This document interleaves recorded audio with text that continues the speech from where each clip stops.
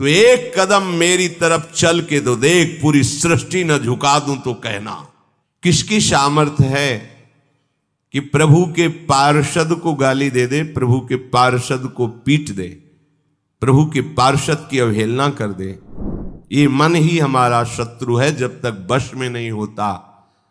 ये मन ही हमारी दुर्गति का कारण है जब तक ये प्रभु में नहीं लगता। जो हमारे दुख का मूल कारण है वही हम उद्देश्य लिए घूम रहे हैं, तो सुख कैसे मिलेगा? बाहर का प्रहार तो कोई भी सह सकता है, लेकिन हृदय के प्रहार को बड़े बड़े वीर नहीं सह पाते। साधक हृदय के प्रहार को सहता है, इसलिए उससे बड़ा कोई वीर नहीं होता। कोई भी परिस्थिति या कोई भी प्रलोभन हमें हमारी श्री जी से हटा ना सके। ये आराध्य देव का भार है, वो देखेंगे क्या पहनाना है, कैसे बैठालना है, कहाँ रखना है, कैसे चलाना है, इसकी चिंता नहीं। पोषण भरण न चिंत कराही, श्री हरिवंश विभव विलसाई, श्री वृंदावन की माधुरी। ये बहुत बढ़िया मीठी आखिरी बात। ये जीवन की साधना का फल अभी इसी क्षण बिना साधना के मुक्त हो, अगर ये बात समझ में आ जाए। जो हम सुख चाहते हैं, तो जहां सुख नहीं है वहां ढूंढ रहे हैं, इसीलिए आज तक नहीं मिला, सब अशांत है। आपको तो जो जो चीजें चाहिए, जो वस्तुएं, धन संपत्ति, पद की आकांक्षा रखते हैं, तो आपको लगता है अगर ये मिल जाते तो मैं सुखी हो जाता। अपने को ऐसे बहुत मिले हैं जिनके पास आप चाह रहे हैं, उनकी बहुत मात्रा में संग्रह किया हुआ है, बहुत अधिकारिता है, बड़ा पद है, खूब ऐश्वर्य है, जगत में उनका नाम है, सम्मान है, पर हृदय जल रहा है, हृदय अशांत है। क्यों? क्योंकि जहां शांति प्राप्त होती है वहां उनका संबंध ही नहीं है। अशांतस्य कुतः सुखम, जिसका चित्त अशांत है उसे सुख कैसा? ब्रह्म। कुछ वर्ष की आयु, शरीर समाप्त हुआ, न पद रह गया, न संपत्ति रह गई, न नाम रह गया, न व्यवहार रह गया, न परिवार रह गया, अकेले अपने कर्मों की पोटरी बांध करके फिर नया जन्म, फिर वही पढ़ाई लिखाई, दुनिया का प्रपंच। नहीं तो अन्य योनियों में कीड़ा मकोड़ा, पशु पक्षी। विश्राम कहां है? अध्यात्म योग में। श्री भगवान कह रहे निश्रेयसाय, मतलब दुखों का आत्यंतिक नाश, दुख का लेस नहीं जहां। अब अपने तो दुखालय में रह रहे हैं, तो सुख को इसी में ढूंढ रहे हैं। तो हम समझते हैं कि अरबों खरबों रुपया मिल जाए, सुंदर सुंदर भोग सामग्री मिल जाए, मैं सुखी हो जाऊंगा। ऐसे अभी इसी भूमंडल पे हैं जिनको खुद पता नहीं कि मेरे पास कितनी धनराशि है। रोज नए नए भोग भोगते हैं, पर नींद नहीं आती, नींद की दवा लेना पड़ता है। मानसिकता बिगड़ी हुई है, विक्षिप्त है, हृदय जल रहा है, हर समय भयभीत है, कहीं ऐसा ना हो जाए, कहीं ऐसा। सुख विनिश्चितम बदामि तेन अन्यथा वचांस में, गोस्वामी जी कहते मैं सत्य कह रहा हूं, मेरी बात अन्यथा नहीं। जब तक तुम हरि भजन नहीं करोगे तब तक तुम्हें त्रिकाल में, त्रिभुवन में कहीं भी शांति नहीं। छूटवे के जतन विशेष बांधे जाएगो, वह विष भोजन जो सुधा सानी खाएगो। अगर अमृत भी खाएगा तो विष बन जाएगा। हरि विमुखता में तुझे कहीं शांति नहीं मिलेगी। अगर हरि के सन्मुख हो तो विष भी अमृत हो जाए। गरल सुधा रिपु करहि मिताई, गोपद सिंधु अनल शीतला। आग शीतल चंदन की तरह हो जाएगी। समुद्र जो अथाह अगाध है वो गाय के खुर के गड्ढे के समान हो जाएगा। विष अमृत बन जाएगा। दुश्मन सब मित्र बन जाएंगे यदि हरि की कृपा हो जाए तो ये हरि के चरणों का आश्रय ही आत्यंतिक सुख का स्वरूप है। ये कैसे प्राप्त होता है? तो श्री भगवान कहते हैं कि मन ही बंधन और मोक्ष का कारण है।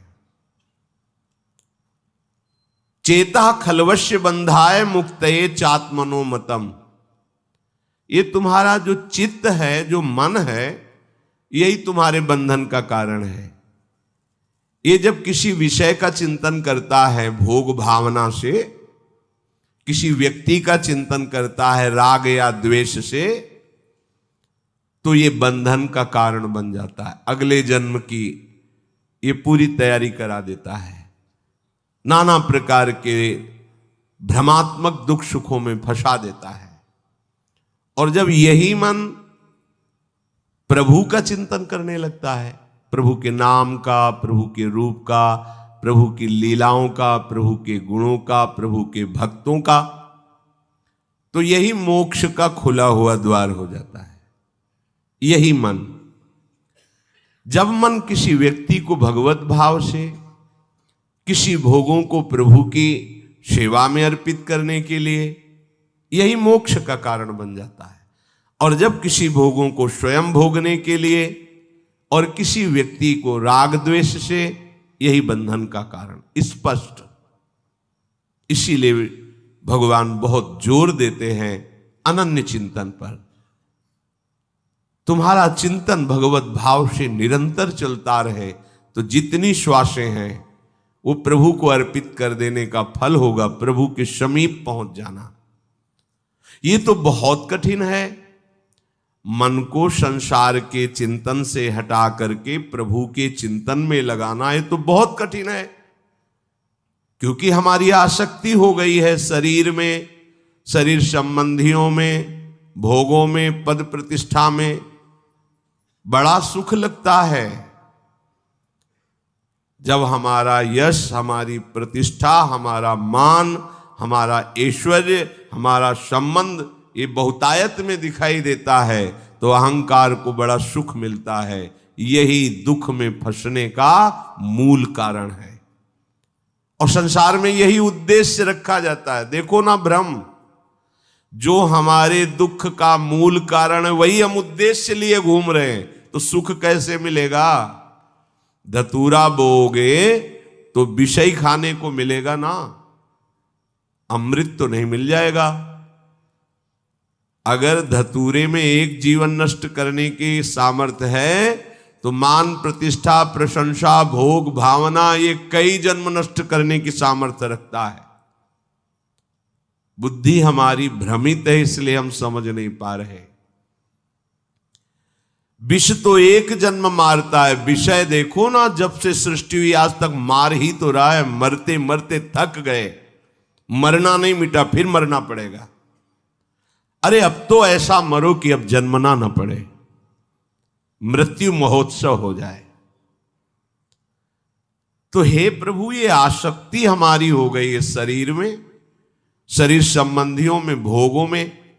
तो जहां हमारी आसक्ति होती वहीं हमारा मन चित्त चिंतन करता है।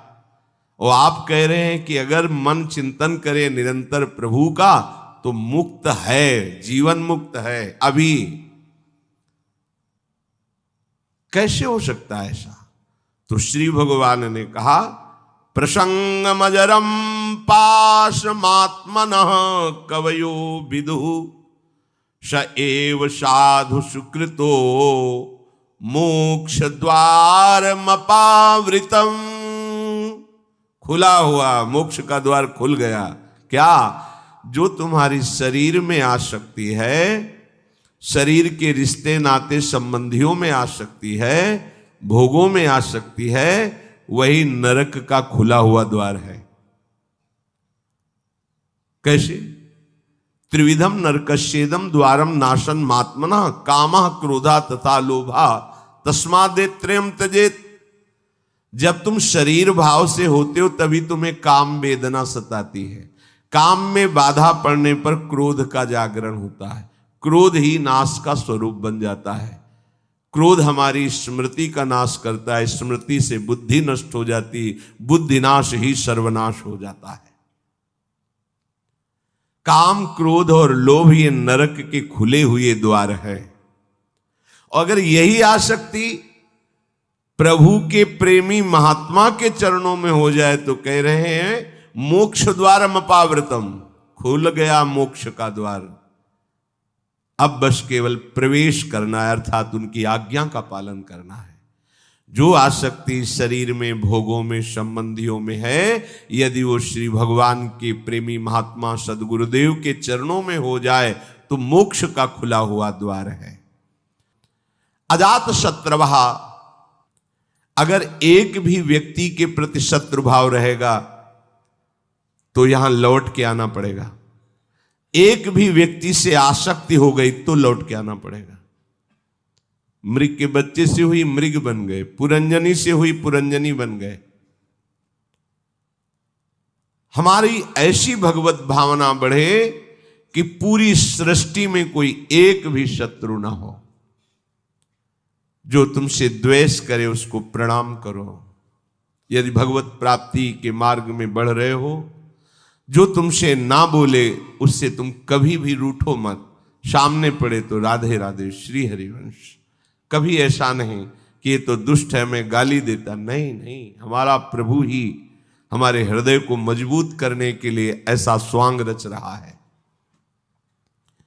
सच्ची मानना, भगवान अपने भक्त को समर्थ बनाने के लिए लीला करते हैं। वही है, कोई दुष्ट नहीं है। किसकी सामर्थ्य है कि प्रभु के पार्षद को गाली दे दे, प्रभु के पार्षद को पीट दे, प्रभु के पार्षद की अवहेलना कर दे। ये भगवान इसीलिए करवाते हैं कि तुम समर्थ बनो, द्वंद्वों को परास्त करो, ना कि द्वंद्वों से परास्त हो जाओ। तुम मेरे सेवक कहलाकर द्वंद्वों से परास्त हो जाओगे तो ठीक नहीं है। ए भगवान का भक्त जरा सी बात में देखो विकल हो, नहीं। कोई भी भगवान का प्रेमी महात्मा ऐसा चरित्र नहीं पाया गया कि कभी किसी भी परिस्थिति में व्यथित हो गया है। नहीं, यम ही न व्यथ्यन्ते ते पुरुषम पुरुषर्षभ सम दुखा सुखाधीरम स्वमृतत्वाय कल्पते। जो सुख दुख में समान किसी भी परिस्थिति में हृदय व्यथित नहीं हुआ, हर समय राधा राधा राधा परम पद उसके चरणों में लौटता है, वही परम पद का अधिकारी है। अजात शत्रवहा, तुम्हारा कोई एक भी शत्रु नहीं होना चाहिए, क्योंकि भगवान कहते संतों का एक भी शत्रु नहीं होता। अपना मन ही शत्रु है, कोई और बाहर शत्रु नहीं। जब तक आप अपने मन को प्रभु के चरणों में नहीं लगाते तब तक ये जाल फैलाता रहता है। एक को मित्र बनाएगा, एक को शत्रु बना लेगा, एक में राग कर लेगा, एक में द्वेष कर लेगा और हमारे नए जन्म की व्यवस्था कर देगा। ये मन ही हमारा शत्रु है जब तक वश में नहीं होता। ये मन ही हमारी दुर्गति का कारण है जब तक ये प्रभु में नहीं लगता। प्रभु में लग जाए, वश में हो जाए तो इससे बड़ा कोई मित्र नहीं। मन ही श्री कृष्णाकार होकर भगवत साक्षात्कार करा देता है। अजात शत्रव, कोई भी एक हमारे द्वेष का पात्र न हो। अद्वेष्टा सर्वभूतानाम, समस्त भूतों में द्वेष रहित, दोष बुद्धि रहित हमारे हृदय की स्थिति होनी चाहिए, क्योंकि संतों की ऐसी होती है। शांताहा, किसी भी परिस्थिति में कोई तुम्हें अशांत न कर पावे, ना अंदर की वृत्ति ना बाहर का व्यक्ति। ऐसी शांति तभी मिलेगी जब चित्त प्रियाजू के चरणों के चिंतन में होगा, उनके नाम के चिंतन में होगा, क्योंकि भगवत प्रेमी महात्मा शांत रहते हैं। शांताहा साधवा साधुभूषण। आप राग द्वेष में विचरेंगे, निंदा स्तुति करेंगे, मान अपमान में सुखी दुखी होंगे तो अनन्य भक्ति कब धारण करेंगे? अपने को केवल लक्ष्य पर दृष्टि रखनी है। वही सच्चा निशानेबाज है जो केवल लक्ष्य पर दृष्टि रखता है। द्रोणाचार्य जी ने कौरवों पांडवों को धनुर्विद्या की शिक्षा दी। परीक्षा के लिए एक वृक्ष में चिड़िया टांगी और कहा इसकी आंख पर निशाना लगाना है। जो धनुष उठाता और तीर संधान करता, पूछते क्या दिखाई दे रहा है, बोले वृक्ष, डाल, चिड़िया, बोले रख दो धनुष। साफ को युधिष्ठिर जी से भी पूछा तो उन्होंने कहा चिड़िया दिखाई दे रही है, फिर आंख दिखाई, रख दो। अर्जुन से कहा क्या दिखाई दे रहा है, बोले गुरुदेव केवल आंख। बोले वेद दे, बस लक्ष्य दिखाई देना चाहिए, तो कुछ भी आपको, कोई भी आपको, कहीं भी आपको परास्त नहीं कर सकता। लक्ष्य श्यामा श्याम, श्यामा श्याम का स्मरण, कोई परास्त नहीं कर सकता।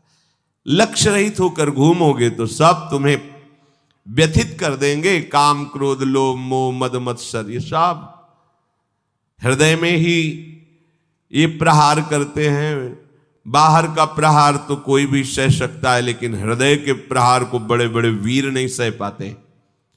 साधक हृदय के प्रहार को सहता है, इसलिए उससे बड़ा कोई वीर नहीं होता। सबसे बड़ा सुभट साधु होता है जो काम, क्रोध आदि के वार को हंसते हुए सहकर भगवान की तरफ बढ़ता है। जो विश्व में विश्व विजेता धनुर्विद्या के प्रकांड ज्ञानी, युद्ध क्षेत्र में सदैव विजय प्राप्त करने वाले रहे, वो भी घुटने टेक दिए काम क्रोध के आगे। लेकिन साधु अहंकार रहित होकर पूरे जीवन इनसे युद्ध करता हुआ आगे बढ़ जाता है। इसीलिए सा जयति जयति जग उच्चरे, पूरा संसार ब्रह्मा जी तक उसे नमस्कार करते हैं। ये विजय तभी हो सकती जब लक्ष्य चिंतन में रहे। श्यामा श्याम मयि अनन्येन भावेन भक्तिम कुर्वन्ति ये दृढ़ाम। अनन्य भाव अपने प्यारी जू के चरणों में।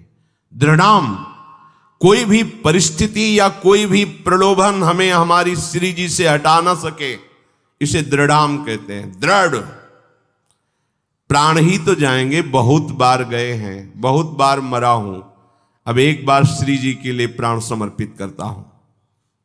चाहे जितना भयानक कष्ट दिया जाए, अपनी प्यारी जू से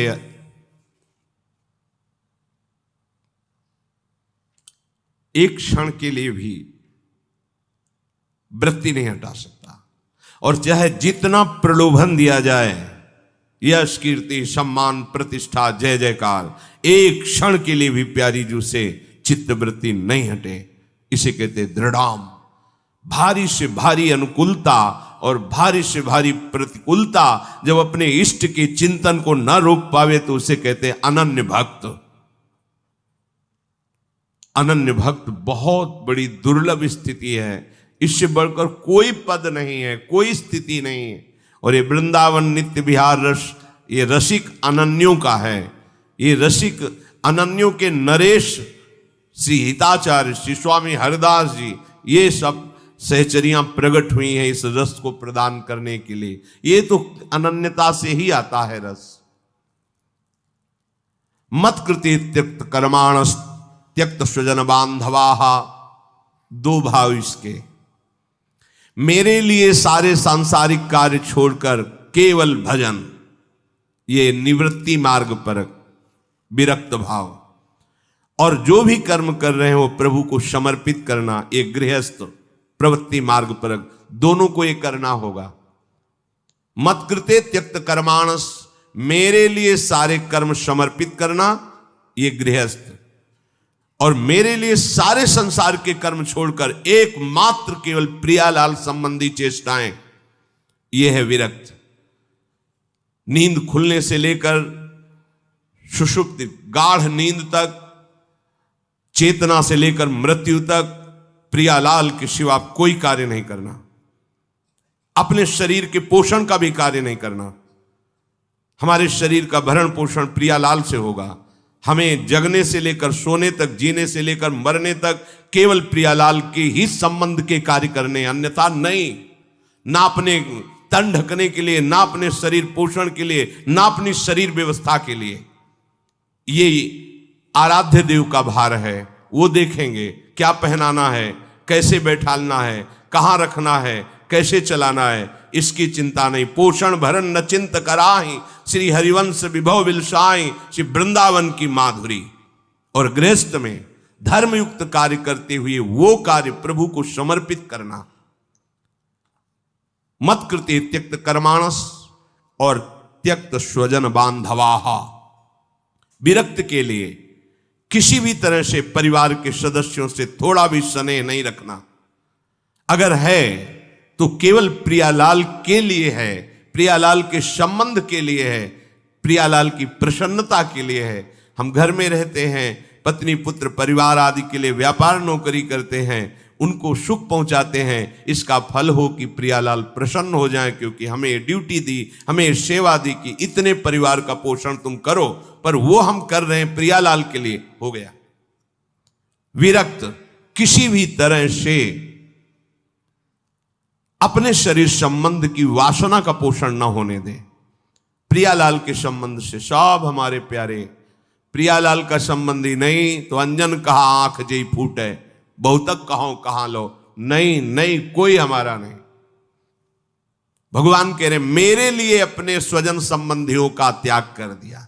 त्यक्त स्वजन बांधवाहा, गोपीजनों से प्रभु द्रवित होकर के कह रहे हैं, जो बड़े बड़े योगी जन जिन बेड़ियों को नहीं तोड़ पाते, उन स्नेह की बेड़ियों को तोड़कर तुमने हमसे प्रेम किया, इसलिए मैं तुम्हारा जन्म जन्म ऋणी। भगवान कह रहे मैं ऋणी तुम्हारा।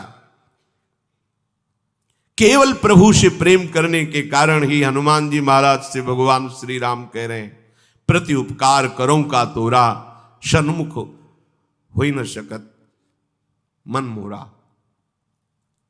अय वत्स, तुमने जो समर्पण करके हमारे प्रति अनन्य भाव प्रकट किया है, इसके बदले में मैं तुम्हें क्या दे सकता हूं? सकुच के कारण मेरा मन सन्मुख नहीं हो रहा। प्रभु कह रहे तुम संतात उरिन मैं नाही। ओहो, अखिल लोकों का दाता बोल रहा है, तुम संतात उरिन। ये अनन्य भक्त के लिए शब्द है, दूसरों के लिए नहीं। भगवान जब अहेतुकी कृपा करते हैं तब ऐसी भक्ति जागृत होती है, भक्तों के संग के प्रभाव। त्यक्त स्वजन बांधवाहा, ये ना तुम्हारे थे न है न रहेंगे। श्रुत बनिता आदि जान स्वार्थ रत ना करुणे सभी ते, अंत ही तो ही तजेंगे पामर तू न तज। तुझे समझ में नहीं आ रहा? अरे जिंदगी में लाखों का मेला जुड़ा, हंसा जब जब उड़ा तो अकेला उड़ा, कोई तेरे साथ नहीं होगा। तेरा सच्चा साथी हरि तेरे साथ होगा, पर उस साथी से तो तुमने कभी प्यार ही नहीं किया, कभी उसको सुमिरन ही नहीं किया, तो फिर भोगना पड़ेगा। बहुत बड़ा प्रपंच है ये माया का। त्यक्त स्वजन बांधवाहा, चाहे गृहस्थ में हो चाहे विरक्त में हो। गृहस्थ में हो तो वो प्रभु के जन है, उनकी सेवा का फल प्रभु की प्रसन्नता। विरक्त में हो बिल्कुल किसी तरह से कोई संबंध नहीं, केवल प्रियालाल के संबंध से ही संबंध है। नाते नेह राम के मनियत, सुहद सुसेव्य जहालो। मदाश्रय, केवल मेरे आश्रित रहे। ये बहुत बढ़िया मीठी आखिरी बात। ये जीवन की साधना का फल, ये शब्द मदाश्रया इतना मीठा है, इतना शांति है, इतना आनंद है, बस इसी को समझ नहीं पा रहे तो परेशान हो रहे हैं। हमारा मन नहीं लगता, हमसे ये नहीं होता, हमसे वो नहीं होता। तुम्ही से तो ना, तो तुम छोड़ो अपने को, मदाश्रया, ऐसे हो जाओ प्रभु के आश्रित। पता नहीं कल्याण हो कि ना हो, जो हो रहा है वो भी छूट जाएगा, पता नहीं कौन सी गति हो। तो संशयात्मा विनश्यति, इस पर शास्त्र सब कुछ वर्णन करते। तुम्हें प्रभु पे भरोसा नहीं है? प्रभु का आश्रय ये पूरे जीवन में इसी ने चलाया है, मदाश्रया ने, इसी ने पोषण किया है, और यही हमें बेपरवाह रखा है ना प्रभु? मदाश्रया, प्रभु का कोई साथी नहीं है, कोई साथी नहीं। एकमात्र श्री हरि, एकमात्र प्रियाजू। आश्रय, ये बहुत अमृत शब्द है, समझ में केवल आ जाए। अभी इसी क्षण बिना साधना के मुक्त हो, अगर ये बात समझ में आ जाए पर अभी तो समझ में आ सकती कुछ मिनट के लिए, क्योंकि यहाँ का वायुमंडल है मदाश्रया का। तो अभी सब पर गेट के बाहर निकलते ही हवा बदलेगी तो विचार बदल जाएंगे। मदाश्रया ये गुरु कृपा से आई हुई भारी विपत्ति, प्रतिकूलता, असाध्य रोग, अपमान, निंदा, ये सहयोगी होते मदाश्रया के लिए। ये मदाश्रया में बहुत सहयोगी होते हैं और इनको कौन चाहता है, इसलिए मदाश्रया नहीं हो पाता। वो हम के आश्रित रहता है, साधना का आश्रय ले सकता है, क्रियाओं का आश्रय ले सकता है, व्यक्ति का आश्रय ले सकता है, लेकिन मदाश्रया भगवद आश्रित। और भगवद आश्रित बहुत बेपरवाह और ऐसी वस्तु मिलती है जो किसी साधना से नहीं मिलती। पर ये हृदय का विषय होता है, वाणी का नहीं होता।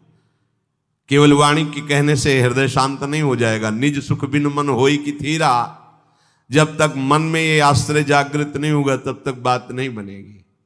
और ये जागृत तभी होगी, लिख लो, जब तुम्हारा अपमान होगा, निंदा होगी, शरीर किसी असाध्य रोग से ग्रसित होगा, सब तिरस्कार करेंगे, सब, कोई सृष्टि में प्यार से देखने वाला नहीं होगा, तब सच्चा मदाश्रया उदय होता है। प्रभु आपके सिवा कोई नहीं। वो हृदय की जो धारा प्रभु की तरफ बही निहाल कर देते हैं। तो एक कदम मेरी तरफ चल के तो देख, पूरी सृष्टि न झुका दूं तो कहना, भगवान के वचन। एक कदम तो चल के देख मेरी तरफ। ये अंदर की बात है, बाहर से आप कहोगे तो हम 500 किलोमीटर से आए, एक कदम की क्या बात है। बाहर से दौड़ने वाला कोई वीर नहीं कहा जाता। अंदर तो आप वहीं बैठे हुए हो, शरीर में, उस शरीर संबंधियों में, शरीर भोगों में, एक कदम कहां चले। अंदर की बात है कि आप कोई नहीं। ये मदाश्रया अंतिम सांस तक हो जाए तो परम पद भी मिल जाएगी। बहुत बार बता चुके, फिर समझ लीजिए। द्रौपदी जी महान भक्ता हैं, भगवान से मिलती हैं, बात करती हैं, पर ये विपत्ति, ये दुख, ये असाध्य रोग, ये अपमान, ये निंदा, ये मदाश्रया को जागृत करता है, दूसरा नहीं, दूसरा नहीं।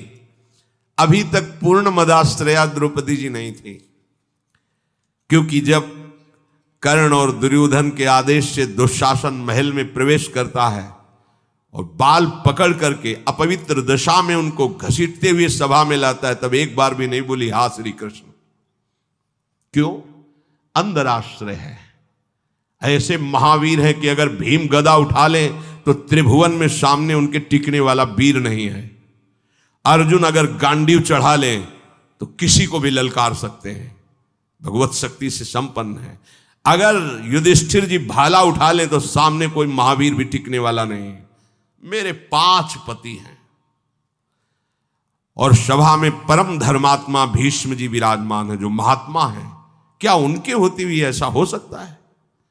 द्रोणाचार्य जी हैं, कृपाचार्य जी हैं, बड़े बड़े वीर बैठे हुए। एक बार भी नहीं है कि मेरे श्री कृष्ण हैं। पढ़ के देख लो, व्यास भगवान द्वारा रचित महाभारत, उसका स्वाध्याय किया है पूर्व में। एक बार भी नहीं आया कि मेरा परम प्यारा मित्र श्री कृष्ण है ना, वो बचा लेगा। अगर ऐसा आता तो दुशासन केस में हाथ ही नहीं रख सकता था। विश्वास कीजिए, महल में ही केस नहीं पकड़ सकता था द्रौपदी के। गई सभा में बड़ा उपहास कर रहा है कर्ण और दुर्योधन, गंदे शब्दों से बोल रहा है। नहीं बोलना चाहिए। ऐसी धर्मात्माओं की सभा में ऐसी महान देवी को ऐसे शब्द नहीं बोलने चाहिए। बड़े अपवित्र शब्द बोले। तब उनकी दृष्टि गई तो 5 पति सर झुकाए बैठे हैं, कोई देख भी नहीं रहा है। कृपाचार्य, द्रोणाचार्य सदगुरु हैं, पिता की तरह हैं, कोई नहीं बोल रहा। भीष्म जी की तरफ देखा और कहा, मैं केवल इतना पूछना चाहती हूं कि क्या केवल महाराज युधिष्ठिर को अधिकार है मुझे हारने का? क्या यह धर्म है? अगर है तो आप केवल बोल दीजिए, मैं सब कुछ सह जाऊंगी। अगर धर्म नहीं तो मैं समर्थ हूं, हर एक को दंड देने में समर्थ हूं। कान में लग करके गांधारी जी ने बाद में कहा था धृतराष्ट्र से कि होश में हो जा, पूरी सभा को भस्म करने की सामर्थ्य द्रौपदी रखती है। क्योंकि वो महान देवी कोई साधारण मां के गर्भ से पैदा हुई नहीं, यज्ञ से प्रकट हुई है। कहां कोई बात सुनने वाला, खींच रहा है दुशासन।